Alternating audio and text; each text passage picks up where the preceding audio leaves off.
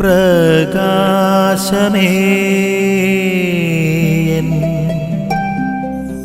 മിഴി തുറക്കുക വേഗം. ഇന്ന് നമ്മൾ സഖറിയായുടെ കീർത്തനം, ബെനഡിക്തൂസ് എന്ന് പറയുന്ന സഖറിയായുടെ കീർത്തനത്തിൽ ഒരു ഭാഗം തന്നെയാണ് നമ്മൾ ധ്യാന വിഷയമാക്കി മാറ്റുന്നത്. സ്നാപക യോഹന്നാന്റെ ദൗത്യത്തെക്കുറിച്ചാണ്.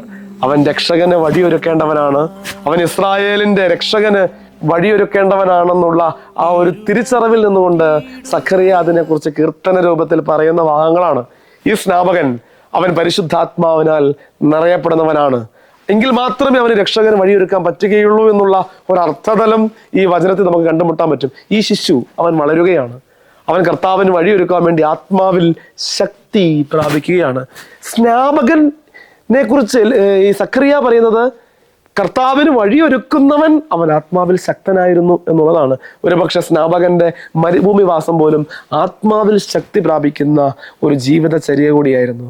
പ്രിയപ്പെട്ടവരെ, സ്നാപക യോഹന്നാൻ ഈശോയ്ക്ക് വഴിയൊരുക്കാൻ വേണ്ടി അവൻ ആത്മാവിൽ ബലമുള്ളവനായി മാറി. അവനൊരു പക്ഷെ ശാരീരികമായി ബലമുണ്ടോ ഇല്ലോ എന്ന് നമുക്ക് അറിഞ്ഞുകൂടാ, പക്ഷെ അവൻ ആത്മാവിൽ ബലമുള്ളവരായിരുന്നു.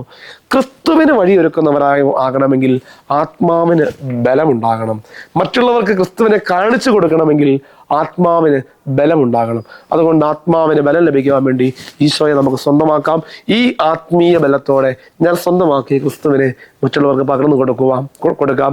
അതിന് സ്നാപക യോഹന്നാന്റെ മാതൃക നമ്മെ സഹായിക്കട്ടെ. സഖറിയായുടെ പ്രാർത്ഥന നമുക്ക് വേണ്ടി ദൈവസന്നിധിയിൽ ഉയരട്ടെ. ആമേൻ. നിൻ വഴിയേ നടക്ക